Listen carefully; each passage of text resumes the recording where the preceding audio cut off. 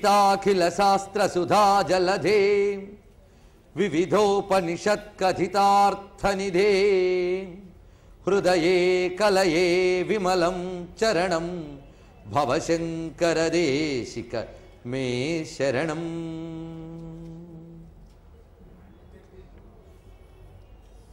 शिवाय गुरवे नमः। शिवाय गुरवे नमः। शिवाय गुरवे नमः। शिवाय गुरवे नमः। श्रीमात्रे नमः। श्रीमात्रे नमः। श्रीमात्रे नमः। श्री विष्णु रूपाय नमः शिवाय। श्री विष्णु रूपाय नमः शिवाय। श्री विष्णु रूपाय नमः शिवाय।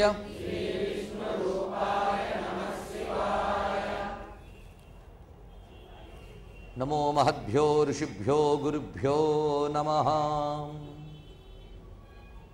श्री सांब सदाशिवमयమైన సభా సదస్సుకు సవినీయ నమస్సులు సమర్పణ చేసుకుంటూ జగదంబ గురుమండల రూపిణి దక్షిణామూర్తి రూపిణి అయిన శారదాదేవికి, దక్షిణామూర్తి అయిన చంద్రమౌళీశ్వర స్వామి వారికి, జగద్గురు పరంపరకు శ్రీ శ్రీ శ్రీ భారతీ తీర్థ స్వామి వారి చరణ కమరాలకు నమస్సులు సమర్పణ చేసుకుంటూ ఈ రోజు నుంచి గురువుల అనుగ్రహంతో, అమ్మవారి అనుగ్రహంతో మనం సప్తాహ యజ్ఞంగా దక్షిణామూర్తి తత్వం గురించి ప్రవచన యజ్ఞాన్ని నిర్వహిస్తూ ఉన్నాం. దక్షిణామూర్తి తత్వం సాధారణంగా దక్షిణామూర్తి తత్వం అంటే కొంత వేదాంత వాంగ్మయంతో పరిచయం ఉన్నవారంతా ఆదిశంకర విరచిత దక్షిణామూర్తి స్తోత్రంపై దృష్టి సారించడం సహజం. దాని గురించి చెప్తానని తప్పకుండా చెప్తాను. కానీ దక్షిణామూర్తి తత్వం చెప్పుకుని కొంత అవగాహన కలిగించుకుని ఆ స్వామి అనుగ్రహం చేత మనం ఆ స్తోత్రంలోకి ప్రవేశించాలి. ముందుగా దక్షిణామూర్తి ఉపాసన. ఎందుకంటే ఆయన గురువుగా దైవంగా మనం కొలుచుకోవాలంటే ఆయనపై మనకు అనురక్తి భక్తి కలగాలి. ఆ అనురక్తి భక్తి కలగడానికి కావలసిన పరిజ్ఞానం ఏదైతే ఉందో అది దక్షిణామూర్తి విషయమై మనం కలగజేసుకుంటూ ఆ పరమేశ్వరుడైన సదాశివుడు జగతిని అనుగ్రహించడానికై ధరించినటువంటి బ్రహ్మ విద్యా స్వరూపం పేరు దక్షిణామూర్తి రూపము. ఇది శివుని యొక్క గురుస్వరూపము. మనకు గురువైనా దైవమైనా రక్షకుడైనా పోషకుడైనా ఏదైనా పరమాత్ముడే. మనకి సర్వం ఈశ్వరమయం జగత్. ఏది ఇవ్వాలన్నా ఈశ్వరుడే ఇవ్వాలి. చిట్ట చివరికి నేను అనే ఉనికికి, నా ఇంద్రియ శక్తికి, ప్రాణశక్తికి, బుద్ధిశక్తికి అన్నిటికీ మూలమే ఆయన. నేననే ఉనికికే మూలము అన్నప్పుడు ఉనికికి మూలమైన ఆత్మతత్వమే ఆయన అని తెలుస్తుంది. కనుక సర్వాత్మకుడైనటువంటి వాడు ఎవరో ఆ పరమేశ్వరుడే మనల్ని గురుస్వరూపంగా అనుగ్రహించాలి. తనని తానే తెలియజేయగలడు తప్ప ఇంకెవరూ తెలియజేయలేరు. తెలియజేసేవాడు గురువు. ఎవరిని తెలియజేయాలి? తనని తెలియజేయాలి. తనను ఎవరు తెలియజేయగలరు? ఆయనే తెలియజేయగలడు. ఆయన కానివాడు ఆయన గురించి తెలియజేయలేడు. కనుక ఆయనే ఆయన గురించి తెలియజేయడానికి గురుస్వరూపమై ఆవిష్కరించాడు. పైగా ఈశ్వరుడే గురువు. ఈశ్వరానుగ్రహం లేనిది ఎన్ని వేదాంతాలు వెళ్ళవేసినా, చక్కటి మేధాశక్తిని యుక్తిని ఉపయోగించి వేదాంత పరిజ్ఞానాన్ని ఆవిష్కరించినా అది హృదయానికి పట్టదు, అది అనుభూతిలోకి రాదు. కొంతమంది ఉపనిషత్తులు వేదాంత విషయాలు బాగా మథనం చేసి వాటిని రకరకాల కొటేషన్స్గా చెప్పడం, పాండితీ ప్రకర్షని చెప్పడం, తద్వారా జనితమైన అహంకారాదులకు లోను కావడం మన విశ్వంలో చూస్తూనే ఉన్నాం. కనుక శాస్త్ర శోధన వల్ల కేవలం తెలిసేదేమీ లేదు. శాస్త్ర శోధన చేయవలసిందే, శాస్త్రాన్ని అనుసరించి విచారణ చేయవలసిందే. కానీ చేసిన ఆ విచారణ సఫలం కావాలి అంటే ఈశ్వరానుగ్రహాదేవ పుంసామద్వైత వాసన అన్నారు గురువుగారు. ఆ జగద్గురువైనటువంటి పరమేశ్వరుడు మనల్ని అనుగ్రహిస్తేనే ఏ జ్ఞానమైనా లభిస్తుంది. లౌకికమైన ఇంద్రియ జ్ఞానం నుంచి పరమార్థ జ్ఞానమైన ఆత్మజ్ఞానం వరకు ఏదైనా పరమాత్ముడు ఇవ్వాల్సిందే. ఈ ఇంద్రియాలకు ఒక వస్తువు యొక్క విషయం తెలుసుకునే జ్ఞానం ఎవరిచ్చారు? అదే మన సొంతమా? దృశ్యాన్ని చూసే జ్ఞానం కంటికి ఉంది, నిజమే. అది మనం తెచ్చుకున్నదా? ఆయన ఇచ్చినదే. అలాగే ఆ పరమాత్ముడే మనకు జ్ఞానం ఇచ్చి జ్ఞానమే తానని తాదాత్మ్యాన్ని కలిగించి అహం బ్రహ్మాస్మి స్థితినివ్వాలి. కనుక ఈశ్వరానుగ్రహాదేవ పుంసామద్వైత వాసన అని చెప్పిన ఆచార్యుల వారు ఆ ఈశ్వరుని అనుగ్రహం పొందడానికే మనకు అనేక మార్గములు ఏర్పరిచారు. పైగా ఆ చెప్పిన ఆచార్యులు ఎవరు? శంభోర్మూర్తిశ్చరతి భువనే శంకరాచార్య రూప. శంభుని యొక్క మూర్తే శంకరాచార్య రూపంలో వచ్చిందిట. ఎటువంటి శంభుని మూర్తి? శంభునికి ఎన్నో మూర్తులు ఉన్నాయి, ఒకటా రెండా? అనేక మూర్తులు ఆయనే. ఏ మూర్తి లేనివాడు ఆయనే. ఏ మూర్తి లేదు కనుకే ఏ మూర్తినైనా ధరించగలడు ఆ భగవానుడు. ఆ కారణం చేతి ఎటువంటి శంభుమూర్తి అంటే ముక్త్వా మౌనం వట విటపినో మూలతో నిష్పతంతి శంభోర్మూర్తిశ్చరతి భువనే శంకరాచార్య రూప అన్నారు విద్యారణ్యుల వారు. వటవృక్షంలో మౌనంగా కూర్చున్న స్వామి ఆ మౌనాన్ని వదిలి వటవృక్ష మూలాన్ని వదిలి భూమిపైకి వచ్చి చరించేట. అలా చరించిన దక్షిణామూర్తే శంకరాచార్యుల వారు అని చెప్పారు. అందుకే శంకరాచార్యుల వారంటే మన కోసం మాట్లాడిన, మన కోసం నడయాడిన దక్షిణామూర్తి. కనుక ఆది గురువైన సదాశివుణ్ణి, ఆ తర్వాత శంకరాచార్యుని వారిని మనం తలుచుకుంటున్నాం. సదాశివ సమారంభాం శంకరాచార్య మధ్యమాం అస్మదాచార్య పర్యంతాం వందే గురు పరంపరాం. కనుక ఏ బ్రహ్మ విద్య అయితే ఉందో అది అనాది అయిన బ్రహ్మ విద్య. ఆ బ్రహ్మ విద్యకు తొలి గురువు దక్షిణామూర్తి. అలా పరంపర క్రమంగా కొనసాగుతూ వచ్చింది. అటుపై ఆ దక్షిణామూర్తి నుంచి విద్య నేర్చుకున్న వారిలో నారాయణుడు, ఆ తర్వాత బ్రహ్మదేవుడు, ఆయన నుంచి వశిష్ఠుడు, వశిష్ఠుని పుత్రుడైన శక్తి, శక్తి నుంచి పరాశరుడు, పరాశరు నుంచి వ్యాసుడు, వ్యాసుడు నుంచి సుఖమహర్షి, సుకుని నుంచి గౌడపాదుల వారు, ఆ తర్వాత గోవింద భగవత్పాదుల వారు, ఆపై ఆదిశంకర భగవత్పాదుల వారు, ఆ తర్వాత మన దాకా వచ్చిన ఆచార్యుల వారు. అంటే ఆ పరంపరని మన దాకా ఎవరు తెచ్చారో వారికి మనం నమస్కరిస్తున్నాం. కనుక కొత్త పరంపరని పుట్టించేవాళ్ళు మన గురువులు కారు అని ఆ శ్లోకంలోనే మనకు చెప్తున్నాయి. కనుక బ్రహ్మ విద్యా సంప్రదాయం ఒకటి ఉంది. అందుకే ఆ బ్రహ్మ విద్యా సంప్రదాయ ప్రతిష్టాతలందరికీ కూడా నమస్కారం చెప్తూ ఆది గురువు విషయంలోకి మనం వెళుతున్నాం. ఈ ఆది గురువైనటువంటి దక్షిణామూర్తి అనే మాట ఒక మంత్రం. అందుకే శివుణ్ణి దక్షిణామూర్తి అని తలంచుకున్నప్పుడు ఆ వైశిష్ట్యం వేరు. ఆ నామము, ఆ రూపము, ఈ రెండింటిని మనం చెప్పుకుందాం. భగవానికి నామరూపములు రెండు వ్యక్తమవుతున్నాయి. అవ్యక్తమైన తత్వం, వ్యక్తమైనది నామరూపములు. అయితే మన నామరూపములు వేరు, భగవాన్ నామరూపములు వేరు. ఏ నామరూపములు పట్టుకుంటే మనం అవ్యక్తమైన తత్వంలోకి వెళతామో ఆ నామరూపమును భగవాన్ని స్వీకరించాడు. మన నామరూపములు కర్మాదులు యందు బంధితుల్ని చేసేవే. కర్మ నుంచి విమోచనం చేసే నామరూపాలు ధరిస్తాడు భగవానుడు. ముందు ఆ నామం అంటూ ఆ రూపాన్ని మనం పట్టుకుంటే క్రమక్రమ సాధన వల్ల అది మనకి నామరూపాతీతమైన ఆయన తత్వాన్ని తెలియజేస్తుంది. అందుకు ముందుగా నామరూపాదులు లేని అతీత తత్వం గురించే నేను చెప్తే అందుకోవడం కష్టం, ఆవలింతలు ఎక్కువ అవుతాయి. అందుకు ముందు ఆ స్వామి మన కోసం ఎంత దయతో రూపం ధరించాడు. భక్తానుగ్రహ విగ్రహం. భగవానుడు ఏ రూపం ధరించినా భక్త అనుగ్రహ విగ్రహం. ఆయన సర్వవ్యాపకుడైన నిర్వికారు నిర్గుణుడైనప్పటికీ భక్తుల కోసం ఆయన రూపం ధరించాడు. ఒక్కొక్క రూపానికి ఒక్కొక్క ప్రయోజనం ఉంది. శివుని ప్రతి రూపానికి ప్రయోజనం ఉంది. ఈ దక్షిణామూర్తి రూపానికి ప్రయోజనం ఏమిటి అంటే మనల్ని పూర్ణంగా తరింపజేయడానికై అవతరించిన రూపం. బ్రహ్మ విద్యనిచ్చి తరింపజేయడానికి. అందుకే సర్వవ్యాపకమైన ఈశ్వరుడే దక్షిణామూర్తిగా ఆవిర్భవించారని శంకరుల వారు ప్రతిపాదించారు. అంతకు పూర్వమే మనకి సంహితా గ్రంథాలు ఉన్నాయి, మంత్రశాస్త్ర గ్రంథాలు. దక్షిణామూర్తి సంహిత అని మంత్రశాస్త్ర గ్రంథం ఉంది. అందులో కూడా మనకి ఈ దక్షిణామూర్తికి సంబంధించిన విషయములు చాలా కనిపిస్తాయి. వేదాదుల్లో కూడా దక్షిణామూర్తికి సంబంధించిన అంశములు చాలా ఉన్నాయి. దక్షిణామూర్తి ఉపనిషత్తునున్నది కృష్ణ యజుర్వేదాంతర్గతమైనటువంటిది. అది ఉపాసనాపరమైన ఉపనిషత్తు. ఉపనిషత్తులు రెండు విధములుగా కనిపిస్తుంటాయి. కేవలం ఆత్మవిద్యని చెప్పేటువంటి ఉపనిషత్తులు కొన్ని, ఉపాసనాపరమైన ఉపనిషత్తులు కొన్ని. దానికి ఉపనిషత్తు అనే పేరు పెట్టారు, దీనికి ఉపనిషత్తు అనే పేరు ఎందుకు పెట్టారంటే ఉపాసన కూడా వేదాంత విద్యగా పర్యవసించాలి అని కనుక దానికి ఉపనిషత్తుని పేరు పెట్టారు పెద్దవాళ్ళు. పైగా భగవద్ ఉపాసన లేనిది బ్రహ్మ విద్య కూడా సిద్ధించదు. అందుకు ఆయన యొక్క అనుగ్రహం కావాలి. అందుకే శంకరుల వారు ఏం చేశారంటే ఉపాసనా మార్గాన్ని కూడా పదిలపరిచి పటిష్టం చేశారు ఆ మహానుభావుడు. వైదికమైన మార్గములు ఏవేవైతే ఉన్నాయో వాటన్నిటిని పటిష్టపరిచిన వారు. అంతేగాని వైదిక మార్గములను అన్నిటినీ నిరసించేది ఒక్కటే గొప్పదని చెప్పలేదు. పర్యవసాన సిద్ధాంతం ఏదో గొప్పది ఒకటి ప్రతిపాదించి అటువైపు అన్నీ సాగాలి అని చెప్పారు. కనుక మనం చేసే సాధనలకి గమ్యము జ్ఞానమని చెప్పారు. కనుక ఈ ఉపాసనాదులన్నీ కూడా పరమగమ్యం వైపు తీసుకువెళ్ళాలి మనకి. అందుకు ఆ దక్షిణామూర్తిని శరణు వేడి ఆయన గురించి తెలుసుకోవడానికి ప్రయత్నం చేద్దాం. ఏ విద్యకైనా దక్షిణామూర్తి గురువు. ఇప్పుడు బ్రహ్మ విద్య గురువు అని చెప్పానంటే పరమ విద్య అయిన బ్రహ్మ విద్యకే గురువు అన్నప్పుడు ఇంకా మామూలు విద్య గురించి చెప్పనవసరం లేదు. ఏ విద్యకైనా ఆయనే గురువు. లౌకిక విద్యలు మొదలుకొని పారమార్థిక విద్యల వరకు అన్నిటికీ ఆయన గురువు. అందుకే ఇంకా లోకంలో విద్యార్థి దశలో ఉన్నవారు కూడా దక్షిణామూర్తిని ఉపాసించారు.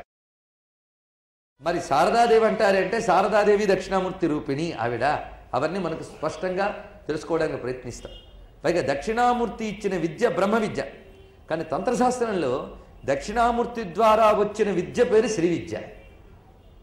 ఇంకా మిగిలిన విద్యలకి శివుడు మిగిలిన రూపాల్లో ఇచ్చాట. ఒక్కొక్క విద్యకి ఒక్కొక్క రూపంతో శివుడు గురువై ఉపదేశించాడు. ఆ శ్రీ విద్యలోనే మరి ఒక పద్ధతికి ఆనంద భైరవ మూర్తిగా ఆయన విద్యనిచ్చాడు. కానీ శంకరుల వారు ఏ శ్రీ విద్యను సృష్టిపరిచారో, శంకరుల వారు సృష్టిపరిచిన దక్షిణాచార సంప్రదాయం, అది కూడా చూడండి. ఆ ఆచారం పేరు దక్షిణం, దక్షిణాచార సంప్రదాయం. దాన్ని సమయాచారం అని కూడా మనం అంటాం. దీన్ని వైదికాచారం. దానిని ప్రతిష్ఠ చేసిన వారు శంకరుల వారు, ప్రతిష్ఠ చేసిన వారు. అంతేగాని కనుగొన్నవారని నేను అనట్లేదు. ఆయన కొత్తగా చేయలేదు. శ్రీ విద్యలో ఉన్నటువంటి ఆ వైదికమైన పరతత్వాన్ని తెలుసుకుని ఈ శ్రీ విద్య ఆత్మవిద్య అనే విషయం అనాదిగా చెప్పబడుతున్నదే. ఆత్మవిద్య మహావిద్య అని. కనుక ఆత్మవిద్య అయిన శ్రీ విద్య శంకరుల వారు పటిష్టపరిచారు. అయితే శంకరుల వారే పటిష్టపరిచారా అంటే శంకరుల యొక్క పరమ గురువులైనటువంటి గౌడ భగవత్పాదుల వారు శుభగోదయ స్తుతి అని రచించారు. అది సౌందర్యలహరికి మూల గ్రంథం. అది సౌందర్యలహరి రచనకి అది మూలం. శుభగోదయ స్తవము అనేటువంటిది. అంటే శంకరుల వారికి కూడా శ్రీ విద్య పరంపరగా ఉన్నది అని మనకు తెలుస్తున్నది. అందుకే శంకరులు కొత్తగా తీసుకొచ్చినది కాదది. అందులో ఉన్నటువంటి వైదికమైన తత్వం ఏదిందో దానిని విస్తృతపరిచారు శంకరుల వారు. ఆ శ్రీ విద్యకు కూడా గురువు దక్షిణామూర్తే. అందుకే అమ్మవారు స్వతంత్ర సర్వతంత్రేసి దక్షిణామూర్తి రూపిణి అని కీర్తించబడింది. స్వతంత్ర సర్వతంత్రేసి. స్వతంత్ర అంట అమ్మవారు. అంటే శ్రీ విద్యా తంత్రం స్వతంత్రం, ఇతర తంత్రముల్లో ఒకటి కాదు, అది ప్రత్యేకమైనది అని. ఈ విషయం మనకి శంకరుల వారు సౌందర్యలో లహరిలోనే స్వతంత్రం తే తంత్రం అనే విషయంలో చెప్పారు. మొట్టమొదట అమ్మవారి ప్రేరణ చేత శివుడు లోకోద్ధరణ కోసం అనేకములైన మార్గములు చూపించట. బహువిధములైన తంత్రములు అయ్యాయి. చతుషష్ట్యాతంత్రై మొత్తం 64 తంత్రములు తయారు చేసేట. అయినా ఆవిడికి తృప్తి కలగలేదు. కలగక మీరిచ్చిన తంత్రముల వల్ల లౌకికమైన ప్రయోజనాలు త్రివర్గములు సాధింపబడుతున్నాయి, కానీ అపవర్గమైనటువంటి ఆ పరమార్థం ఉందే, 4వది మోక్షం, అది ఇచ్చే తంత్రం ఏదైనా తయారు చేయండి అన్నదిట. అప్పుడు అమ్మవారి యొక్క నిర్బంధం చేత ఆవిడ అడిగింది కదా అని చెప్పి ఆ పరమేశ్వరుడు స్వతంత్రం తే తంత్రం క్షితితలమవాతీరితమిదం అని సౌందర్యలహరిలో శంకర వాళ్ళు చెప్పారు. కనుక స్వతంత్రమైన ఒక తంత్రాన్ని తయారు చేశారు. ఆ తంత్రం సర్వతంత్రముల్లో ఒకటిగా కాకుండా సర్వతంత్రముల్లో ప్రభువులాగా నిలిచింది అది. అందుకే స్వతంత్ర సర్వతంత్రేసి. అది ఏ రూపంలో ఇచ్చాడు శివుడు? దక్షిణామూర్తి రూపిణి. అదే ఆ నామంలో ఉన్న క్రమం. దక్షిణామూర్తి రూపంలో ఈ విద్య ఇచ్చినవాడు అంతకు ముందే సనక సనందనాదులందరికీ కూడా బ్రహ్మ విద్య ఇచ్చినవాడు. అందుకే సనకాది సమారాధ్య శివజ్ఞాన ప్రదాయిని స్వతంత్ర సర్వతంత్రేసి దక్షిణామూర్తి రూపిణి. ఈ నామములు దగ్గర దగ్గర ఉండడంలో ఆంతర్యం ఇది. సనక సనందనాదులకు బ్రహ్మ విద్య ఇచ్చినటువంటి ఆది గురువే శ్రీ విద్య ఇచ్చారంటే అర్థం అక్కడ బ్రహ్మ విద్య చెప్పిన వాడు ఇచ్చినది బ్రహ్మ విద్య అవుతుంది. అందుకే శ్రీ విద్య బ్రహ్మ విద్య అనే ప్రతిపాదనకి ఆ దక్షిణామూర్తి వల్ల మనకు లభించింది అని. అమ్మవారి ఉపాసనకు ఆయన గురువు. అయితే ఆయన వేరే అమ్మవారి వేరా కారుట. అందుకే దక్షిణామూర్తి రూపిణి అన్నారు. అక్కడ దక్షిణామూర్తి రూపిణి అంటే అమ్మవారికి దక్షిణామూర్తిని పేరు పెట్టారు. చూడండి ఇక్కడ. అంటే మనం దక్షిణామూర్తిని ఉపాసిస్తున్నామంటే శివుడి యొక్క ఒక మూర్తిని కాదు. శివుడు వ్యక్తమైతే అమ్మ లేకపోతే వ్యక్తం కాడండి. వ్యక్తమయ్యే శక్తి ఉంటే కదండి వ్యక్తమవుతాడు ఎవడైనా. ఒకడు గొప్ప పండితుడు ఎలా అవుతాడు? వాడి దగ్గర పాండిత్యం అనే శక్తి ఉంటే పండితుడు అవుతున్నాడు. అలాగే శివుడు తాను వ్యక్తమయ్యి అనుగ్రహించగలిగే శక్తి చేత కూడా వ్యక్తమవుతున్నాడు కనుక ఆయన యొక్క శక్తినే మనం అమ్మ అన్నాం. ఇద్దరు నిజానికి వేరు కాదు. అది ఇక్కడ మనం గమనించడానికే దక్షిణామూర్తి రూపిణి అని అక్కడ చెప్పారు. ఇక్కడ దక్షిణామూర్తి అని శివస్వరూపంలో మనం భావిస్తున్నాం. దీని గురించి వైదికములైన ఉపనిషత్తు దక్షిణామూర్తి ఉపనిషత్తు ఒకటి, ఇంకొకటి శ్వేతాశ్వతర ఉపనిషత్తు ఒకటి. ఈ రెండు కూడా దక్షిణామూర్తి తత్వాన్ని మనకు అందజేసే ముఖ్యమైన ఉపనిషత్తులు. ఇంకా రుద్రంలో కూడా దక్షిణామూర్తి తత్వం ప్రస్తావించబడుతుంది. వేదం గనక వేదం బహువర్ధ శోభితంగా ఉంటుంది. నేరుగా ఏది కనబడదు. మనం జాగ్రత్తగా గమనించుతూ వెళితే శివుని యొక్క అన్ని రూపాలు రుద్ర నమక మంత్రాల్లో మనకు కనిపిస్తాయి. అలాగా శివుని యొక్క గురుస్వరూపమైన దక్షిణామూర్తి స్వరూపం మనకి స్పష్టంగా కనిపిస్తుంది రుద్ర నమకంలో. రుద్ర నమకము దక్షిణామూర్తి ఉపనిషత్తు, శ్వేతాశ్వతర ఉపనిషత్తు. ఇవి ప్రధానంగా వేదములందు. ఇంకా చాలా చాలా మంత్రభాగములు ఉన్నాయి, కానీ ఇక్కడికి 3 తీసుకుని ఆ తర్వాత పురాణముల యందు ప్రస్తావించబడినటువంటి దక్షిణామూర్తి స్వరూపం, అందులో ప్రత్యేకించి సూత సంహిత మొదలైన విషయముల్లో దక్షిణామూర్తి ఉపాసన పద్ధతి, ఆయన మూర్తిని ధ్యానించవలసిన విధానము నిత్యాదులు చెప్పబడ్డాయి. ఇది కాక మళ్ళీ మనకి భాగవతంలో చాలా స్పష్టంగా దక్షిణామూర్తి స్వరూపం ఆవిష్కరింపబడింది. వేదవ్యాసుల వారు దక్షిణామూర్తి తత్వాన్ని అక్కడ మనకు అందిస్తారు. దాన్ని పోతన గారు కూడా చక్కగా తెలుగు భాగవతంలో అందించారు దక్షిణామూర్తి స్వరూపాన్ని.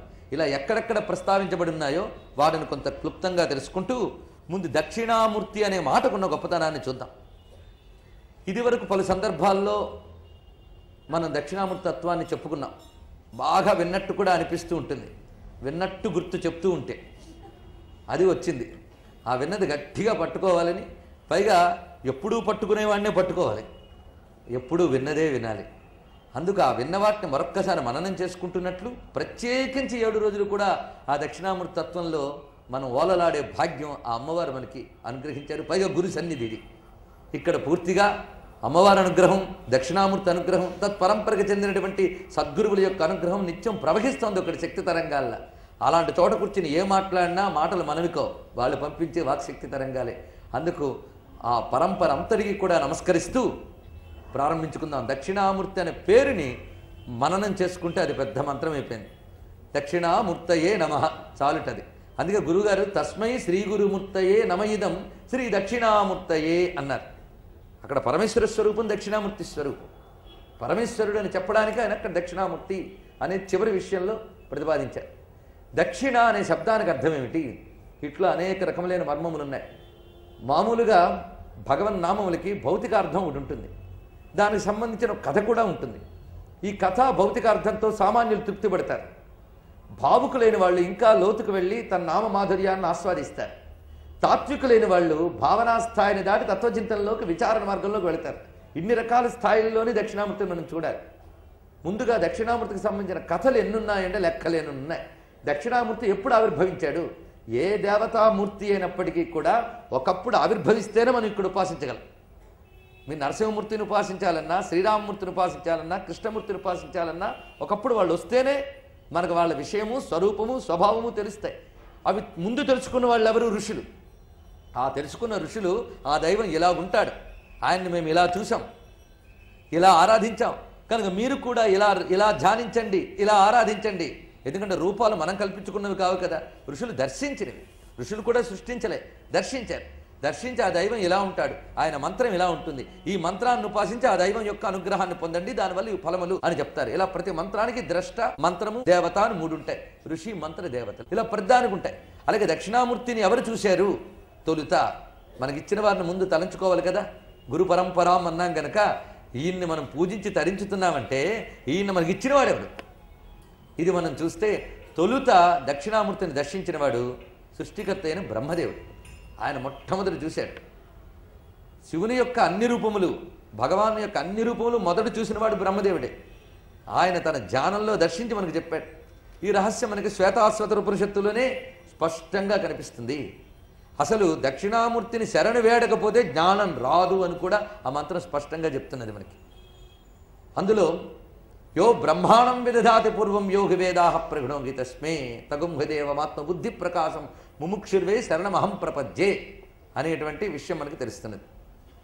యో బ్రహ్మాణం విదధాతి పూర్వం, విశ్వవ్యాపకమైన ఈ నిర్గుణ నిరాకార మహాచైతన్యం ఉన్నదో అది ఈశ్వర చైతన్యం, అది ఈశావాస్యం అని చెప్పినట్లు జగత్తు ఆవిర్భవించిన తర్వాత దాని యందు నిండడమే కాదు, జగత్ ఆవిర్భావ పూర్వం కూడా ఉన్నది. అది సృష్టికి పూర్వం ఉన్నటువంటిది ఈశ్వర చైతన్యం. నసన్న చాసత్శివ ఏవ కేవలః అని అదే ఉపనిషత్తులో మరో మంత్రం. సత్తు లేదు, అసత్తు లేదు, ఆ స్థితిలో ఉన్నవాడు ఎవడంటే శివ ఏవ కేవలః, ఆ శివుడు మాత్రమే ఉన్నాడు, ఆ శివ చైతన్యం మాత్రమే. అది బ్రహ్మజ్యోతిస్వరూపంచ, బ్రహ్మజ్యోతిస్వరూపమే భాషిస్తూ ఉన్నటువంటిది. చైతన్య స్వరూపం అనడానికి జ్యోతిస్వరూపం అన్నారు. అలాంటి చైతన్య స్వరూపుడు ఆయన సంకల్పం నుంచి ఆవిర్భవించాడు బ్రహ్మదేవుడు. అలాంటి బ్రహ్మదేవుడికి సృష్టి రచనా విజ్ఞానం కావాలి, అందుకోసం ప్రార్థన చేసేట. ఎవరి వలన తాను కలిగాడో ఆయన్ని ప్రార్థించాడు. అందుకు ఆయన ప్రార్థించితే ఆయన దర్శనమిచ్చాడు. ఆ దర్శనమిచ్చిన స్వరూపమే దక్షిణామూర్తి స్వరూపం. అలా దర్శనమిచ్చి వేద విద్యనంతటిని ఆయన మేధస్సుకిచ్చేట. యో బ్రహ్మాణం విదధాతి పూర్వం, హిరణ్య గర్భం జనయామాస పూర్వే అని మరొక చోట వేదంలో చెప్తున్నారు. హిరణ్య గర్భుడు అంటే బ్రహ్మదేవుని జనింపజేసి మొదట ఆయనకి వేదములు ఇచ్చాడు. ఏ తెలివితో విశ్వరచన చేయాలో ఆ తెలివి పేరు వేదము. విశ్వరచనకు సంబంధించిన జ్ఞానము, వేదం అంటేనే జ్ఞానం అని అర్థం. ఆ జ్ఞానాన్ని ఇచ్చాడు ఆయన. ఆయన ఇచ్చిన స్ఫురణ వల్ల అంటే సృష్టికారకుడైన బ్రహ్మగారికే మేధస్సునిచ్చాడు, ఆయన స్ఫురణిచ్చాడు. కనుక విద్య అంటే స్ఫురణ, అంతేగాని పుస్తకం కాదు. బ్రహ్మగారికి ఆయన వేదాలు ఇచ్చాడంటే అర్థం వేదాలు ప్రింట్ చేసి తీసుకొచ్చి ఇదిగోనైనా తీసుకొని ఇచ్చాడని కాదు అర్థం. అక్కడ వేదం అంటే జ్ఞానం, అది సరిగ్గా బుద్ధికి అర్థం అవ్వాలి.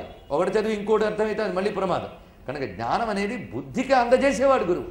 బ్రహ్మగారి బుద్ధికే అందజేశాడు ఆయన వేద విజ్ఞానాన్నంతటినీ. కనుక బుద్ధికి తెలివిచ్చేటటువంటి వాడు పరమేశ్వరుడు. మనందరికీ మూలమైన సృష్టికర్తగా అది ఇచ్చాడంటే సృష్టిలో ఉన్న మనందరికీ ఆయనే దిక్కని చెప్పాడనమాట. బుద్ధికి తెలివిచ్చేవాడు. అందుకే మేధకి అధిష్టాన దేవత మేధా దక్షిణామూర్తి అని కూడా మనం అంటున్నాం. దీనివల్ల ఆయన ఏమయ్యాడు? ఆ జ్ఞానం చేత బ్రహ్మగారు సమర్థవంతులయ్యారు. సృష్టిలో ఎవరైనా సరే సమర్థవంతులు అవుతారు అంటే దేనియందు సమర్థులయ్యారు, దానికి సంబంధించిన జ్ఞానం వాళ్ళ దగ్గర ఉంటేనే కదా సమర్థులవుతున్నారు. కనుక జ్ఞానమే సమర్థత, జ్ఞాన స్వరూపమే దక్షిణామూర్తి స్వరూపం. ఆయన వేదములిచ్చాడు. అటువంటి ఆయనే ఆత్మబుద్ధి ప్రకాశం, ఆత్మజ్ఞానమును ప్రకాశింపజేయవాడు. అటువంటి స్వామిని ముముక్షుర్వై శరణమహం ప్రపద్యే, మోక్షము కోరిన మేము శరణ వేడుతున్నాం. ఈ మాట చాలా గొప్ప మాట. ఎవరు శరణ వేడుతున్నారు అంటే మోక్షము కోరిన మేము. మోక్షం కావాలి అంటే శరణ వేడదగినటువంటి బ్రహ్మ విద్యా గురువు దక్షిణామూర్తి అని చెప్పడం ఇందులో ఉన్నటువంటి ఆంతర్యం. ఇది మనకి శ్వేతాశ్వతర ఉపనిషత్తు చెప్తున్నటువంటి ప్రధాన విషయం. ఆ తర్వాత ఎందరెందరికో దర్శనమిచ్చాడు ఆయన. సనకాది సమారాధ్య శివజ్ఞానప్రదాయిని అనే నామం దక్షిణామూర్తి నామం పక్క పక్కనే ఉండడం వల్ల దక్షిణామూర్తి కథను అక్కడ చెప్తున్నారు వసిన్యాది వాగ్దేవతలు. ఏనాడో సనక సనందనాథులు వారెవరండి? బ్రహ్మ విద్యామూర్తులు వారు. ఆ సనక సనందనాథులు బ్రహ్మ విద్య కోసమై వాళ్ళు వెళుతూ, వాళ్ళు పుట్టిందే అందుకోసం కదా. ఆ వెళ్ళినప్పుడు కైలాసానికి వెళ్ళారట. ఆదిగురువు పరమేశ్వరుడు చెప్తాడు కదా అని వెళితే ఆ సమయంలో ఆయన నాట్యం చేస్తున్నాడు. ఆయన అమ్మవారితో కలిసి నాట్యం చేస్తున్నాడు. పూర్తి సందడిగా ఉంది. దేవతలందరూ నాట్యం చేస్తున్నారు. అది చూసి ఈయన మనకేం బ్రహ్మ విద్య చెప్తాడు, ఇంత సంసారం వేసుకుని నాట్యం చేస్తున్న ఆయన బ్రహ్మ విద్య అని చెప్తాడు. ఎందుకంటే వేదాంతం అంటే ఎవరు చెప్పాలి, ఎలా చెప్పాలని సీన్ ఉంది మనకి. ఎవడో మౌనంగా చెట్టు కింద కూర్చొని అన్నీ వదిలేసిన వాడు చెప్తేనే వేదాంతం అని. అన్నీ వదిలేయడం అంటే దేంతో వదిలేయడం? మనస్సుతో వదలడం. అందుకని బాహ్యంగా అన్నీ వదిలేసి లోపల బోల్డ్ పెట్టుకున్న వాళ్ళు మనకి ఇప్పుడు పెద్ద పెద్ద చోట్ల ఉన్నారు. ప్రస్తుతం అప్రస్తుతమైన అది అక్కడ పెట్టి ఇక్కడ ఇదంతా చూసి వాళ్ళు అనుకున్నారట, వీళ్ళు నిరంతర బ్రహ్మవాదులు. వీరు బ్రహ్మవాదులు, బ్రహ్మవేత్తలు, ఈ రెండు ఉన్నాయి ఇక్కడ తేడాలు. బ్రహ్మవాదులు నిరంతర బ్రహ్మము గురించే చర్చ చేసేవాళ్ళు, భావించేవాళ్ళు, అటువంటి వాళ్ళు. అలాంటి మహానుభావులు ఎప్పుడైతే ఇలా చూశారో ఈయన ఇంకా లాభం లేదని వెళ్ళిపోతున్నారట. అయితే ఈ సందట్లో ఆయన వీళ్ళని చూడలేదని అనుకున్నారు. కానీ ఆయన చూడండి ఎవరిని, ఇలా కొంత దూరం వచ్చేటప్పటికల్లా విస్తృతమైన వటవృక్షం కనిపించింది. ఆ వటవృక్ష మూలంలో ఓ 16 ఏళ్ల కుర్రాడున్నాడు. ఆయన చుట్టూ వృద్ధులైనటువంటి శిష్యులు ఉన్నారు. అది కదుగా ఆయన ఒక్కడక్కడ కనబడుతున్నాడు తేజోమయమూర్తి. ఆయన దగ్గరికి వెళదామని వీళ్ళు బయలుదేరారట. వీళ్ళు ఆయన దగ్గర ఇంకా కూర్చున్నారో లేదో అప్పుడు వాళ్ళకి జరిగిన ప్రాప్తికి ఇంకా ప్రశ్న లేదు, మాట లేదు, ఏమీ లేదు. ఏ మహామౌనానికి చేరితో సమాధానం లభిస్తుందో ఆ సమాధానం వాళ్ళకి లభించింది. సమాధానం వేరు, జవాబు వేరు. ఆన్సర్ వేరు, సొల్యూషన్ వేరు. అది తెలియాలి మనకు. అందరికీ నాకు డౌట్ అండి అని వస్తారు. డౌట్ వస్తే నేను ఇచ్చేదేంటి? జవాబిస్తాం. సమాధానం అనేది చర్చల వల్ల, మాటల వల్ల దొరికేది కాదు, సాధన వల్ల దొరికేది. అది ఆ సాధన, విచారణ, వీటన్నిటి వల్ల లభించాలి. ఆ సమాధానం వచ్చాక ఈయన ఇలా చెప్పేడండి అని మరి లేదు అక్కడ. అనుభూతి దగ్గర ఇంకేముంటుందండి? అది ఒక మహామౌనం. ఆ అనుభూతి స్థితే మౌనం. ఆ అనుభూతి ఎలాంటిది అంటే మళ్ళీ పరమహంస చాలా జగ్గా చెప్తారు. ఒక తుమ్మెద పువ్వు చుట్టూ తిరుగుతున్నంతసేపు చాలా వృధ చేస్తుంది, కానీ ఆ కుసుమంలోకి చేరి మకరంగా ఆస్వాదించేటప్పటికి పరమ మౌనంగా ఉంటుంది. కనుక అనుభూతి స్థితే మౌనం. కనుక బ్రహ్మం గురించి మాట్లాడడం కాదు, బ్రహ్మానుభవ స్థితి. అందుకు ఆయన మౌన వ్యాఖ్య ప్రకటిత పరబ్రహ్మతత్వం యువానం వర్షిష్టాంతే వసదృషిగణైరావృతం బ్రహ్మనిష్టై ఆచార్యేంద్రం కరకలిత చిన్ముద్రమానంద రూపం స్వాత్మారామం ముదితవదనం దక్షిణామూర్తిమీడే అని నమస్కారం చేశారు జగద్గురువుల వారు. ఆ జగద్గురువుని మౌన వ్యాఖ్య. పైగా తాను వెళ్ళకముందే అందరూ ఉన్నారట అక్కడ. అంటే ఈరోజు మీకోసం కొత్తగా నేను కనబడిన వాడిని కానయ్యా, ఎప్పుడెప్పుడు బ్రహ్మవేత్తల వాళ్ళని తపన పడతారో అటువంటి వారికి నేను తప్పకుండా అనుగ్రహిస్తానని చెప్పడానికే ఈయన వెళ్లే ముందే చిత్రం వడతరోర్మూలే వృద్ధా శిష్య గురురీవ గురోస్తు మౌనం వ్యాఖ్యానం శిష్యాస్తు చిన్న సంశయ అన్నట్లుగా వృద్ధుల మధ్య కనబడ్డారట. ఆయన ముందు వెళ్ళేటప్పటికి వీళ్ళు కూడా పరమశాంతిని పొందారు. ఆయన చూడడంతోనే వీళ్ళకి సమాధానం లభించిపోయిందిట. ఇది ఎలాగండి అంటే, మనం చీకటిని తట్టుకోలేక దీపం వెలిగిస్తే ఆ దీపం వెలిగించడంతోనే అంధకారం పటాపంచలవుతుంది. అలాగా స్వామి యొక్క సాక్షాత్కారం చేతే వీరికి సమస్తములైనటువంటి సందేహములు తీరి సమాధానం లభించింది. అందుకే సనకాది సమారాధ్య శివజ్ఞానప్రదాయిని. శివజ్ఞానం అంటే బ్రహ్మజ్ఞానమే. ఎందుకంటే శివం అంటే అర్థం ఏంటి? ప్రపంచోపశమం శాంతం శివం చతుర్థం మన్యంతే అద్వైతమని మాండూక్యోపనిషత్తులో మాట. అందుకే శివం అంటే ప్రపంచోపశమం శాంతం. ప్రపంచమంతా ఉపశమించిన తర్వాత ఏది ఉంటుందో ఆ శాంత స్థితి. ప్రపంచోపశమం అంటే ప్రపంచం నశించిపోయింది కాదు, ప్రపంచ దృష్టి నశించిన తర్వాత ఏ పరమాత్మతత్వం మిగిలి ఉంటుందో ఆ పరమాత్మతత్వమే శివం. దాని పేరు శివం. కనుక ఉపనిషత్ ప్రతిపాద్యమైన పరతత్వం పేరు శివం. శివ అనే శబ్దమే నేరుగా బ్రహ్మమును తెలియజేస్తాను. ఆ బ్రహ్మజ్ఞానం ఇవ్వడమే శివజ్ఞానప్రదాయిని అని అర్థం. అలాంటి శివజ్ఞానప్రదాయిని కనుక సనకాది సమారాధ్య శివజ్ఞానప్రదాయిని. ఆ తల్లి స్వతంత్ర సర్వతంత్రేసి దక్షిణామూర్తి రూపిణి అన్నాం. ఇక్కడ దక్షిణామూర్తి రూపిణి అయినప్పుడు అమ్మవారికి ఎలా వర్తిస్తుంది అంటే, దక్షిణామూర్తికి సంబంధించిన ధ్యాన శ్లోకాలు మనం చూసినట్లయితే, స్ఫటిక రజిత వర్ణం మౌక్తికి మక్షమాలాం అమృత కలశ విద్యా జ్ఞానముద్రా కరాబ్జై దదత మురగ కక్షం చంద్రచూడం త్రినేత్రం విదుత వివిధ రూపం దక్షిణామూర్తి మీడే అని నమస్కారం మనకి దక్షిణామూర్తి మంత్రానికి ధ్యాన శ్లోకంగా చెప్తున్నారు. ఇక్కడ ఎలా ఉన్నాడు ఆయన అంటే, స్ఫటిక రచిత వర్ణం, స్ఫటికము వలె ఉన్నాడు. ఇంకా తెల్లదనం కోసం మనకు అర్థం కావడానికి రజితం చెప్పారు, కానీ స్ఫటిక రచిత వర్ణమని స్ఫటిక రజిత వర్ణమని రెండు పాఠాంతరాలు కనిపిస్తున్నాయి మనకి. కానీ స్ఫటిక రచిత వర్ణం స్ఫటికము వలె స్వీకరించినటువంటి వర్ణం అది. ఇది శుద్ధ స్ఫటిక తత్వం దేన్ని తెలియజేస్తుందంటే, ఏ వికారములు లేనివాడు, అందుకు స్ఫటిక విగ్రహుడు. ఈశ్వరుణ్ణి శుద్ధ స్ఫటిక సంకాసం అనే ప్రార్థిస్తాం మనం. ఆయన తత్వమే అది శుద్ధ స్ఫటిక సంకాసం. అసలు శివుడు అంటేనే త్రిగుణాతీతుడిని అర్థం. బ్రహ్మహసి పదే నిస్త్రైగుణ్యే శివాయ నమో నమః. త్రిగుణాతీత తత్వమే శివుడు. ఆయనకి ఏ వికారములు లేవు. ఆ నిర్వికార స్థితిని తెలియజేస్తుంది ఆయన వర్ణం. కనుక తెల్లగా ఉన్నట స్ఫటిక రచిత వర్ణం. మౌక్తికి అక్షమాల, చేతిలో అక్షమాల పట్టుకుని ఉన్నాడు. అక్షమాల అంటే అక్షరమాల అని మనం అనేకమాలు చెప్పుకున్నాం. అది ముత్యాలతో చేసినటువంటి అక్షరమాల. అది మళ్ళీ శుద్ధమైన సత్వగుణాన్ని తెలియజేస్తూ ఆ అక్షర శక్తి చెప్తున్నది. అంటే మామూలు అక్షరాలు కాదయ్యా, శుద్ధమైనటువంటి విద్యని తెలియజేసే అక్షరములు. వాటిని మాలగా పట్టుకున్నాడు ఆయన. ఇంకొక చేత్తో మౌక్తికి అక్షమాలాం అమృత కలశ, అమృత కలశాన్ని పట్టుకున్నారు. విద్య, విద్య అంటే పుస్తకం. ఇక్కడ జ్ఞానముద్రాహ కరాబ్జై, పుస్తకము జ్ఞానముద్ర అంటే అక్షమాల, అమృత కుంభము, ఇటువైపు ఏమో పుస్తకము, ఇంకొక చేతితో చిన్ముద్ర. ఈ 4 ధరించి ఉన్నట్టు ఆయన. ఈ 4 ధరించి ఆయన ఉన్నాడు అని మీరు అనుకుంటే, ఇక్కడ అమ్మవారిని చూడండి, ఈ 4 ధరించి ఆమె ఉన్నది అని తెలుస్తుంది. ఆయన ఏమిటో అవే. అది అక్కడ అయ్యా అన్నాం, ఇక్కడ అమ్మ అన్నాం, కానీ ఇద్దరు కారు. అది తెలుసుకోవడానికే ఈ బ్రహ్మ విద్యాధిదేవత అయిన దక్షిణామూర్తి స్వరూపాన్ని ఆదిశంకరుల వారు శృంగగిరిలో సాక్షాత్కరించుకుని ఆ శృంగేరి యందు ప్రతిష్ఠ చేసి ఈ తల్లి శారద అని చెప్పారు. ఆ తల్లి అనుగ్రహం ఉంటే గాని నేను రచించిన శారద మీకు అర్థం కాదు నాయన, అందుకే ఆ తల్లి దయ పొందండి అని ఒకవైపు ఆరాధ్య శారదని, ఇంకొకటి అధ్యయన శారదని మనకిచ్చారు.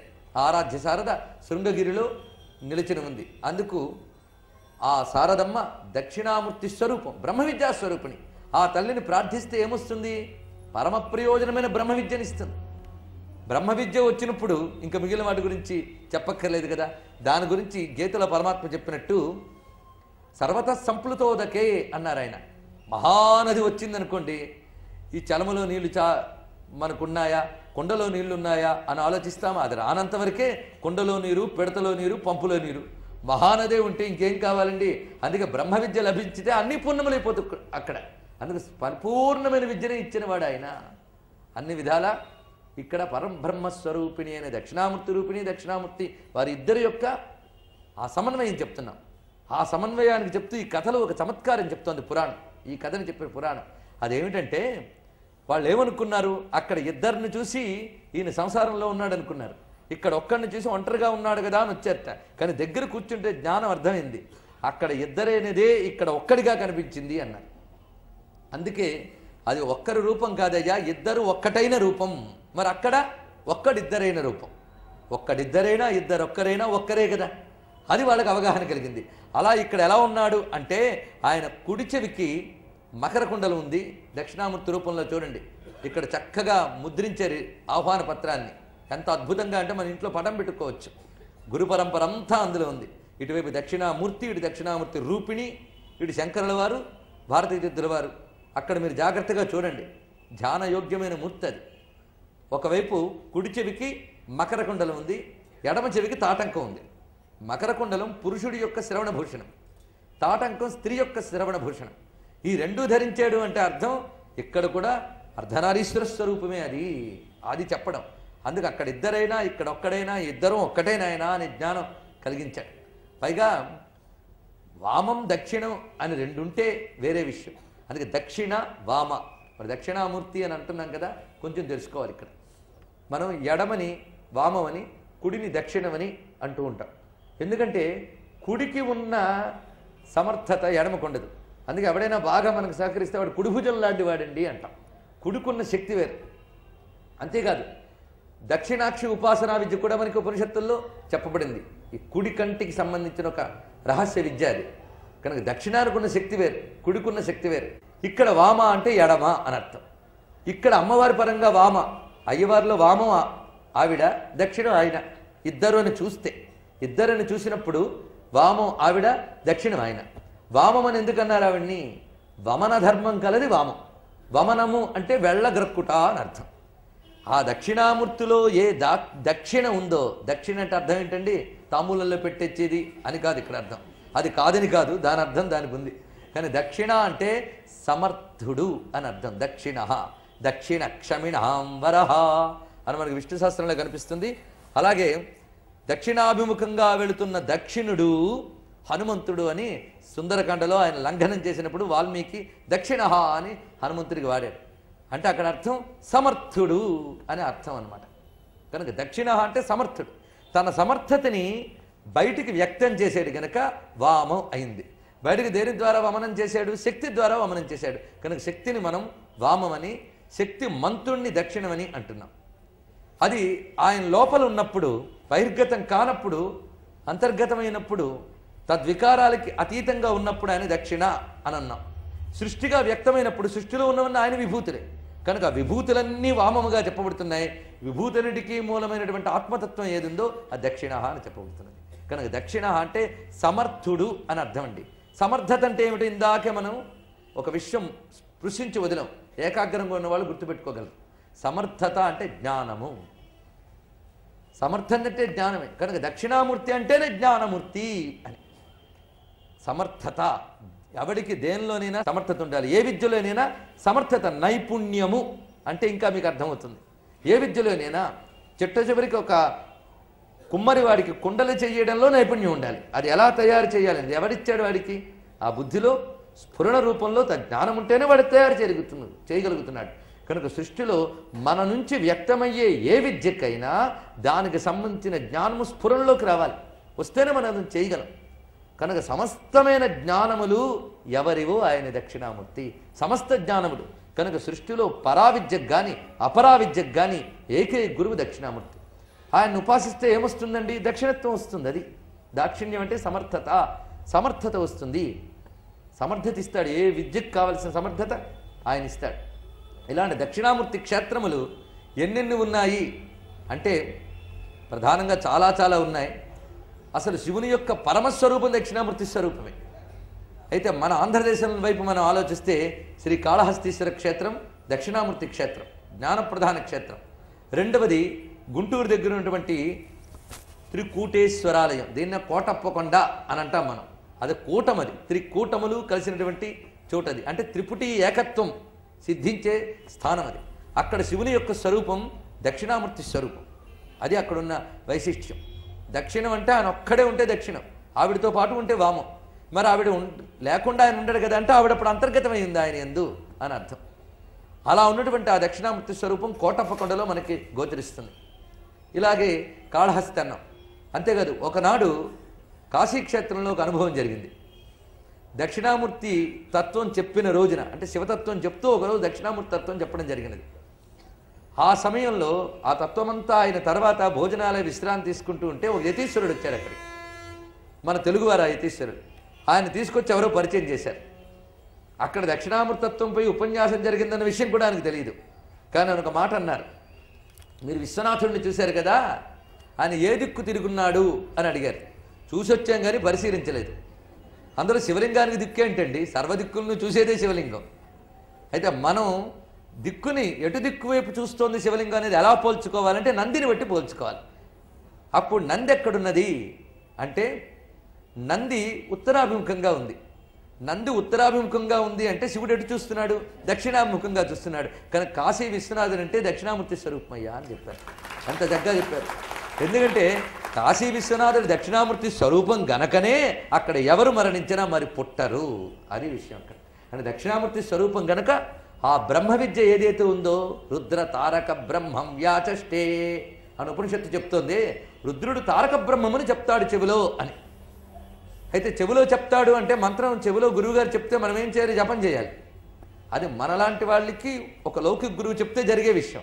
కానీ రుద్రుడంతటి వాడు చెవిలో చెప్పాడంటే ఇక జపం చేయక్కర్లే, వెంటనే సిద్ధి.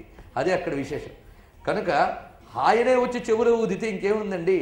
అక్కడ తారక బ్రహ్మ వ్యాచష్టే అంటే రకరకాల వ్యాఖ్యానాలు చేశారు పురాణకర్తలు వారందరూ కూడా. కొందరు రామమంత్రమే అని కొందరు పంచాక్షరి చెప్తాను కొందరు. ఇంకా వాళ్ళు వీళ్ళు కొట్టుకోవడానికి కావాల్సిన సరుకుంది మనకి. అందుకు రామ పంచాక్షర ఏది అని. కానీ ఆయన ఏం చెప్తాడో మనకు తెలిస్తే ఆ ఎవడికి చెప్పాడో వాడికి తెలుస్తుంది, మనకేం తెలుస్తుందండి. ఏ జీవుడికి ఏది తారకమో ఆ పరమేశ్వరుడికే తెలుసు. ఈ వాక్యం గుర్తుపెట్టుకోండి. ఏ జీవుడికి ఏది తారకమో ఆయనకే తెలుసు, మనం కాదు. తారకం అంటే అర్థం ఏమిటి, తరింపు చేసేసి తారకం. అది బ్రహ్మ విద్యయే తారకం. మనల్ని సంపూర్ణంగా తరింపజేసేవాడు ఆయన. అందుకే నమ ప్రతరణాయ చోత్తరణాయ చ. ప్రతరణాయ ఉత్తరణాయ రెండు చెప్పారు అక్కడ. బాగా దాటించేవాడు, ఉత్కృష్టముగా దాటించేవాడు. ఏమిటండి ఏదో దాటించేవాడిని ఒక్కడు చెప్తే చాలు కదా, రెండేమిటి. ఆయన తారక స్వరూపుడని చెప్తూ చెప్పిన మంత్రం ఇది. ప్రతరణాయ చోత్తరణాయ చ.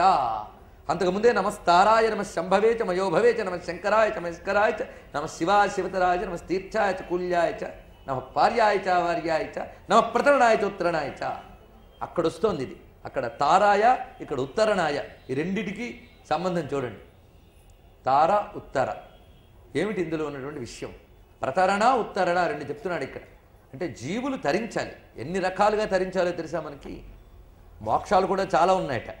ఏంటంటే ఎన్ని మోక్షాలు ఉన్నాయా అంటే ఉన్నాయి. మరి ఈ రోజు కష్టం వచ్చింది, దానిలో మనం బంధింపబడి బాధపడుతున్నాం. మరి దాని నుండి విడుదల కావాలి కదా, తప్పకుండా. అది అంటే జైల్లోనే ఉన్నాడు, గొలుసు కట్టేశారు, గొలుసిప్పారు, కానీ జైలు ఇంకా పోలే. గుర్తుపెట్టుకోండి.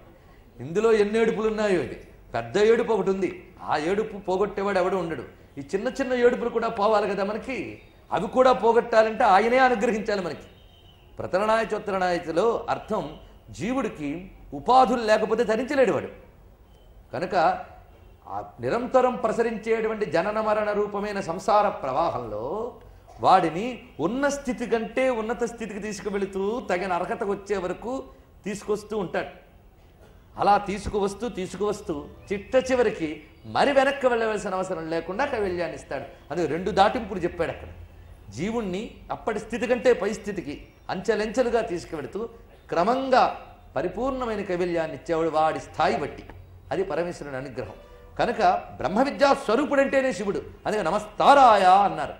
బ్రహ్మ విద్యా స్వరూపుడు. ఆ బ్రహ్మ విద్య ఏమిటి అనడానికి పంచాక్షరియే బ్రహ్మ విద్య అనడానికి ప్రమాణం అక్కడే. నమస్తారాయ వెంటనే నమ శివాయ వస్తుంది మనకి. అందుకే అది అంటే కాదని కాదు, రామ అంటే అది కాదని అంతకంటే కాదు. కనుక ఏ జీవుడికి ఆయన ఏం చెప్తాడో మనకేం తెలుసండి. నాదమే రుద్రుడు, ప్రణవమే రుద్రుడు. ఆ రుద్రుడు అక్కడ చెప్తున్నాడు.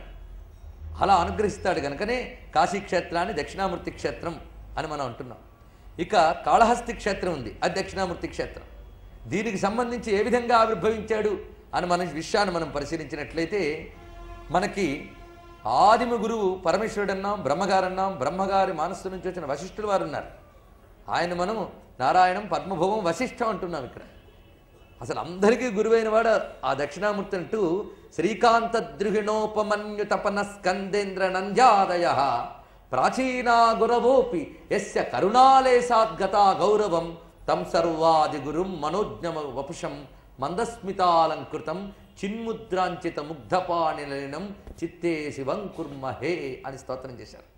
శ్రీకాంత ద్రుహిణ, ద్రుహిణ అంటే బ్రహ్మదేవుడు, శ్రీకాంత ద్రుహిణ ఉపమన్యు, తపన అంటే సూర్యభగవానుడు, స్కంద సుబ్రహ్మణ్యుడు, ఇంద్ర ఇంద్రుడు, నంది మొదలైన వారి అందరెందరో ప్రాచీన గురువులందరూ కూడా ఎవరి కరుణాయ లేశం వల్ల గౌరవాన్ని పొందుతున్నారో, గౌరవము అంటేనే గురుభావం అని అర్థం, గురుభావాన్ని పొందుతున్నారో అటువంటి సర్వాది గురువుని మందస్మితంతో శోభిస్తున్నటువంటి వాడు చిన్ముద్రను ధరించినటువంటి స్వామిని నమస్కరిస్తున్నాను. కనుక ఈ ప్రవచనంలో మనకు ముఖ్యంగా దక్షిణామూర్తి మూర్తి మనకు బాగా పట్టేయాలి మనస్సుకి. అందుకు దక్షిణ అంటే సర్వసమర్థుడు. ఆయన సమర్థత ఏమిటి? ఈ సృష్టి స్థితిలన్నీ చెయ్యడమే ఆయన సమర్థత. ఆయన సమర్థత ప్రపంచం చూస్తే కనిపిస్తోంది. ఎంతకాలం నుంచి ఈ జగత్తుని ఎలా సృష్టి చేస్తున్నాడు, ఎవరి వల్ల కానిది. ఈ సృష్టి స్థితిలన్నీ ఎవరు చేస్తున్నాడు? ఆయన ఈశ్వరుడు. ఈ సర్వశక్తి మంతుడు గనక దక్షిణ అని. ఈ సర్వశక్తిమత్వం అంతా ఒక రూపం కడితే దక్షిణామూర్తి. కానీ దక్షిణామూర్తి అంటేనే సర్వసమర్థతామూర్తి అని అర్థం. ఆయన ఉపాసించిన వారికి వారికి కావలసిన సమర్థత వారికి అందజేస్తున్నాడు. ఎందుకంటే బుద్ధికి ప్రచోదనం కలిగించడమే దేవత యొక్క ప్రధాన లక్షణం. అందుకే ఆయన ఆరాధించిన వారికి వారి బుద్ధిని ప్రచోదనం కలిగించి సమర్థవంతుల్ని చేస్తున్నాడు. ఇది దక్షిణామూర్తి నామంలో ఉన్న ఒక అర్థం. ఇంకొకటి భౌతికంగా మూర్తిని మనం చూస్తే దక్షిణాభిముఖి అని అర్థం. దక్షిణాభిముఖంగా కూర్చుంటాడు ఆయన. శివుడు దక్షిణాభిముఖంగా కూర్చుంటే దక్షిణామూర్తి అని పేరు. ఆయనకి ఎన్నో ముఖాలు ఉన్నాయి కదా, దక్షిణం వైపు తిరిగిన ముఖం గురించి చెప్తున్నారు ఇక్కడ. దీనికి మనకు స్వయంగా శ్వేతాశ్వతర ఉపనిషత్తులో రుద్ర యత్తే దక్షిణం ముఖం తేన మాం పాహి నిత్యం అని మాత్రం కనబడుతుంది. ఓ రుద్రా, నీ యొక్క దక్షిణ ముఖం ఏదైతే ఉందో దానితో మమ్మల్ని అనుగ్రహించన్నారు. ఎందుకు దానితో అనుగ్రహించాలంటే బ్రహ్మ విద్యా ప్రదానం చేసే ముఖం అది. దక్షిణాభిముఖంగా ఉన్నటువంటి ముఖం అంటే ఉత్తరంలో ఆయన కూర్చుంటేనే ఆయన దక్షిణాభిముఖుడు అవుతున్నాడు. ఉత్తరంలో ఆయన కూర్చుంటాడు, దక్షిణాభిముఖంగా చూస్తాడు. అప్పుడు అందుకే దక్షిణాభిముఖంగా చూస్తాడు కనుక దక్షిణామూర్తి అని మనకి శిల్పశాస్త్రంలో చెప్పబడుతున్నది. మనం శివాలయాలకు వెళితే, మంచి సంప్రదాయబద్ధంగా ఆగమశాస్త్ర ప్రకారం నిర్మాణమైన శివాలయాలకు వెళితే మనం ప్రదక్షిణ క్రమంలో వచ్చేటప్పుడు సరిగ్గా ఉత్తర భాగాన దక్షిణామూర్తి విగ్రహం ఉంటుంది. ఇది మీరు శ్రీశైలం లాంటి క్షేత్రాల్లో వాటిలో కూడా పరిశీలించవచ్చు. ఈ దక్షిణామూర్తికి ఎన్ని రూపాలు ఉన్నాయంటే ఒకటి మనం చెప్పుకున్నాం ఇందాక. అది చెప్తూ ఏమన్నారు? విధృత వివిధ రూపం దక్షిణామూర్తి మీడే. అనేక మార్లు ఆవిర్భవించాడండి. సనకాదులకు ఒకలా కనబడ్డాడు, బ్రహ్మకు కనబడ్డాడు. ఎందుకంటే మంత్రములు ఎన్నో ఉన్నాయి, మంత్రానుగుణమే దేవతామూర్తులు ఉన్నాయి. దక్షిణామూర్తి మంత్రమే కాదు, దక్షిణామూర్తి మంత్రములు ఉన్నాయి, అనేక మంత్రములు ఉన్నాయి దక్షిణామూర్తి స్వరూపంలో. అందుకు అనేక రకాలుగా కనబడతాడు. అంటే బ్రహ్మ విద్య ఇచ్చేవాడు ముందు లౌకికంగా ఎన్నిన్ని ఇవ్వాలో మనకి తత్ప్రాధాన్యతలు బట్టి ఆ బీజాక్షరాలు దానిలో కలిపారు ఋషులు. ఆ బీజాక్షరాలు కలపడం బట్టి మంత్రంలో అక్షరం మారితే దేవత రూపం మారుతుంది. ఎందుకంటే శబ్దం యొక్క స్పందన చేత దేవత ఆవిర్భవిస్తాడు. ఇది బాగా తెలుసుకోవాలి. అసలు దేవత అంటే అవగాహన లేక మనకి ఈ దేవుళ్ళు ఏమిటి అనేటువంటి ప్రశ్న ఒకటి వస్తుంది. అదేవిధంగా డైరెక్ట్గా నిర్గుణతత్వం గురించి మాట్లాడే వాళ్ళు సగుణాన్ని తక్కువగా చూడటం కూడా కనిపిస్తుంది. కానీ మనకు ఎంతవరకు విగ్రహ స్పృహ ఉంటుందో అంతవరకు విగ్రహాలను ఆరాధించవలసిందే. విగ్రహం అంటే శరీరం, శరీర స్పృహ ఉంది, కోపాలు తాపాలు అన్నీ ఉన్నాయి కదా. కనుక మన స్థితి ఏమిటో మనం తెలుసుకుని మాట్లాడాలి. పెద్ద పెద్ద మాటలు ఊరికనే వల్లించరాదు. శంకరుల వారే చెప్పారు, ఒట్టినే సడన్గా పెద్ద మాటలు వద్దన్నాడు. అకృత్వా వృత్తి విలయం అజ్ఞాత్వా బ్రహ్మం అవ్యయం అహం బ్రహ్మాస్మయో ప్రియాత్ తస్య జిహ్వాం వికర్తయత్ అన్నాడు ఆయన. సరిగ్గా వృత్తి విలయం చేయకుండా, ఇంద్రియ వృత్తులు మనోవృత్తుల్ని పరమాత్మ యందు లయం చేయకుండా, అవ్యయమైన బ్రహ్మమును అనుభవానికి తెచ్చుకోకుండా అహం బ్రహ్మాస్మిని ఎవడంటాడో వాడు నాలిక కత్తిరించాలని చెప్పాడు మహానుభావుడు. కనుక ఊరికనే పెద్ద పెద్ద మాట్లాడడం కాదు, ముందు ఆ ధ్యానాదులు సిద్ధించాలా, ఆ భగవంతుని యొక్క ఆ దివ్య రూపం. అందుకే గురువుగారు ఏ మార్గాన్ని నిరసించలేదు, తన మార్గముల ద్వారా అటు వెళ్ళు అని చెప్తున్నారు. అలా పరమేశ్వరుని యొక్క ఆ దివ్య మంగళ విగ్రహాన్ని మనం ధ్యానించినప్పుడు ఆ రూపం ఎవరెవరికి ఎలా గోచరించింది అనేటప్పుడు ఇన్ని వస్తూ ఉంటాయి. మంత్రాధి దేవతలు అని ఉన్నారు. మంత్రమే దేవత అని వైదిక శాస్త్రం చెప్తోంది. మంత్రమే దేవత, దేవత యొక్క శబ్దరూపమే మంత్రము. కనుక మంత్రం వేరు, దేవత వేరు కాదు. మంత్రమే దేవత యొక్క శబ్దరూపం. దానిలో ఉన్నటువంటి చైతన్య స్వరూపం ఏదుందో అది తేజోమయమైన ఆకృతి. ఈ శబ్దరూపాన్ని బాగా ఎవడు తన్మయం చేసుకుని తాదాత్మ్యం పొందుతాడో వాడికి ఆ తేజోమయ ఆకృతి ఇస్తుంది. అది దేవతా సాక్షాత్కారం. ఇది ఉంటాయన్నమాట. కనుక ఆ దివ్య విగ్రహానికి ఈ మంత్రస్వరూపంలో వచ్చే చిన్న చిన్న బీజాక్షముల తేడాలో రూపాలు మారుతుంటాయి. లేకపోతే గణపతి మూర్తులు ఎన్నున్నాయో, దక్షిణామూర్తి రూపాలు ఎన్నున్నాయో. ఎందుకంటే ప్రధాన మంత్రం ఒకటి ఉంటున్నా దానికి కొన్ని బీజాక్షరాలను ఋషులు కలిపి వాళ్ళు ఉపాసన చేయడం వల్ల ఆ మూర్తులుగా ఆయనకు గోచరించాడు. అందుకు అందరికీ ఒక్కలాగే కనబడ్డాడని చెప్పడానికి లేదు. మద్రాసులో కపాలీశ్వరాలయం ఒక ఆలయం ఉంది. ఆ ఆలయంలో సరిగ్గా మీరు ఆ ఉత్తర గోపురం వైపు చూస్తే దక్షిణాభిముఖంగా కూర్చున్న దక్షిణామూర్తులు మొత్తం 7 మంది కనిపిస్తారు. ఒకరి మీద ఒకరు. 7 మూర్తులు వేరువేరుగా ఉంటాయి. ఏమిటి ఇన్ని రకాలు సృష్టించారు అంటే అన్ని మూర్తులు ఉన్నాయి అక్కడ. ఎందుకంటే దానికి మంత్రశాస్త్రం పరిశీలిస్తే అన్ని మంత్రాలు కనిపిస్తాయి దక్షిణామూర్తులు, అన్ని రకముల మూర్తులు. అలా ఒక్కొక్కరికి ఒక్కొక్కలా గోచరించాడు. ఇక్కడ వశిష్ఠుల వారికి గోచరించిన మూర్తి గురించి మనం చెప్పుకుంటున్నాం. ఎంత వేదములు వల్లించినా ఎన్ని చెప్పినా కొన్ని బలీయమైనటువంటి సన్నివేశాలు కలిగినప్పుడు మనస్సు కదులుతుంది ఎవరికైనప్పటికీ కూడా. అందుకే అఘటన ఘటన పటీయసి మాయా అని చెప్పారు. మాయని దాటిపోయావని ఎవ్వడు ధైర్యంగా చెప్పలేడు. అందుకు దేవతా నిరసనము సగుణ నిరసనం ఇత్యాదులు వెంటనే చెయ్యరాదు. అవి చాలా భగవద్ అనుగ్రహం, దేవతానుగ్రహం లేనిది మనకేమి లభించం. ఆ మహామాయ ప్రభావం ఎలా ఉంటుందో చూడండి. అంత వశిష్ఠుడికి ఆయన ఇటువైపు విశ్వామిత్రుడు చేస్తున్న అకృత్యాలను కూడా తట్టుకున్నాడు మొట్టమొదట. ఆఖరికి ఆ వశిష్ఠుల వారి పుత్రులందరినీ కూడా చంపివేశాడు విశ్వామిత్రుడు తన శక్తితో. అప్పుడు వశిష్ఠుడు దుఃఖించటండి. పుత్ర వ్యామోహం తగునా అంటే దుఃఖించాడైనా. దుఃఖించడమే కాదు, ఆ వేదన ఎంత తీసుకుపోయిందంటే ఆత్మహత్య చేసుకుందాం అనుకున్నాడు. ఆత్మహత్య ఎవడు చేసుకుంటాడండి? ఆత్మని విస్మరించిన వాడు ఆత్మహత్య చేసుకుంటాడు. దేహమే ఆత్మనుకున్నవాడు చేసే పని అది. అప్పుడు ఆ వశిష్ఠుడు ఆత్మహత్య చేసుకోవడానికి ఒక పర్వతం మించి దూకబోయాట. దూకబోతూ ఉంటే పొడమిలేమో కందుకమ్ము పట్టిన భంగి గ్రహించే అన్నాడు. భూదేవి ఆయన పట్టుకుందిట, బంతి పట్టుకున్నాడుగా పట్టుకుందిట. ఎందుకంటే అలాంటి మహాత్ములు ఏదో ఒక ఉద్రేకం వల్ల చలిస్తే వాళ్ళని ఆదుకోవడానికి ప్రకృతి అంతా సిద్ధంగా ఉంటుంది. అది అంతేగాని పడిపోతున్న వాళ్ళందరికీ భూదేవి పట్టుకుంటుందా అని ఎదురు చూడమని కాదు ఇక్కడ అర్థం. ఆ స్థితి అక్కడ. అటువంటి వారికి అంటే సాధన బలంగా చేసేవాళ్ళు ఏదో పొరపాటున జారే సమయంలో తప్పకుండా భగవంతుడు ఆదుకుంటాడు అనడానికి ఇదొకటి మనకు మంచి ఉదాహరణ. గురువుల అనుగ్రహం చేత చెప్పుకున్న ఈ విషయములన్నీ కూడా గురుమండల రూపిణి అయినటువంటి ఆ తల్లికి సమర్పణ చేస్తూ సర్వం శ్రీ శివగురు చరణారవిందార్పణమస్తు. శివాయ గురవే నమః. శివాయ గురవే నమః. శివాయ గురవే నమః. శ్రీమాత్రే నమః. నమః శివాయ సాంబాయ శాంతాయ పరమాత్మనే. శ్రీ దక్షిణామూర్తయే నమః. స్వస్తి ప్రజాభ్యః పరిపాలయంతాం న్యాయేన మార్గేణ మహిం మహిషాః. గోబ్రాహ్మణేభ్యః శుభమస్తు నిత్యం. లోకాः సమస్తాः సుఖినో భవంతు. కాలే వర్షతు పర్జన్యః. పృథివీ సస్యశాలినీ. దేశోऽयं శోభరహితో. బ్రాహ్మణాः సంతు నిర్భయాः. అపుత్రాः పుత్రిణः సంతు. పుత్రిణः సంతు పౌత్రిణः. అధనాः సధనాः సంతు. జీవంతు శరదాం శతం. మంగళం కోసలేంద్రాయ మహనీయ గుణాత్మనే. చక్రవర్తి తనూజాయ సార్వభౌమాయ మంగళం. వేద వేదాంత వేద్యాయ మేఘశ్యామలమూర్తయే. పుంసాం మోహన రూపాయ పుణ్యశ్లోకాయ మంగళం. వసుదేవసుతం దేవం కంసచాణూరమర్దనం. దేవకీ పరమానందం కృష్ణం వందే జగద్గురుం. శ్రీకృష్ణం వందే జగద్గురుం. సర్వమంగళమాంగళ్యే శివే సర్వార్థసాధికే.